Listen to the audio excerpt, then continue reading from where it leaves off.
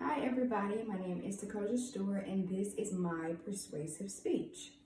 I'm going to start by asking you guys, do you believe if the public should be trained or convinced to take CPR training, or if the healthcare physicians or professionals should be required to take CPR training? I believe, or in my opinion, I believe that it is very important that every citizen is trained to do cardiopulmonary resuscitation, also known as CPR. CPR is one of the best known medical emergency treatment in the United States. If you watch commercials or even medical TV shows, they encourage viewers to help save a life of a loved one, which can be very, very persuading in its own way.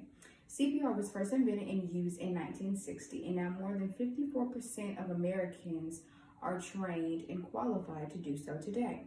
CPR is part of a much broader movement to get the public involved with and to get them, kind of certified as well.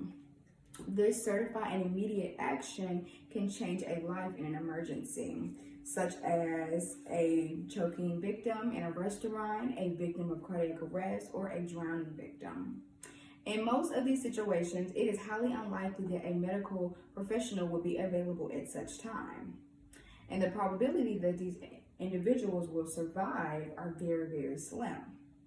It is known that individuals that go camping, climbing, diving, or rather any sporting activities know the basic first aid and life-saving training for their own protection.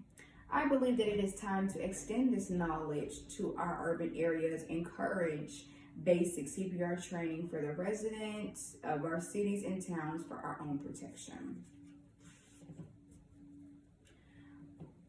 I believe that physicians should be trained in CPR and are ethically required as well.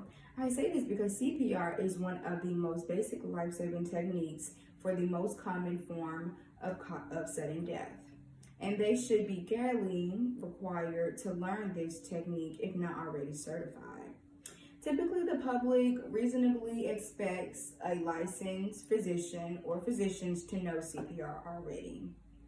Many do not, and it is time to make this a requirement for a medical licensure.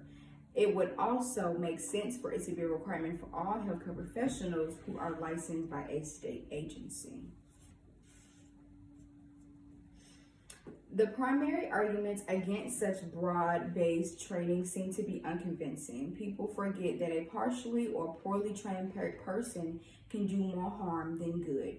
While both can be true, the answers to the problems are requirements of annual recertification and to develop quality control mechanisms that ensure the basics are properly taught and adequately learned.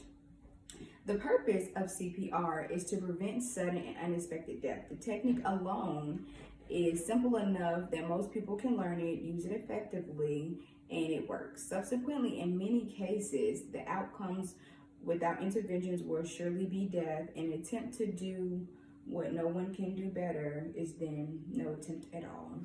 Thank you for listening.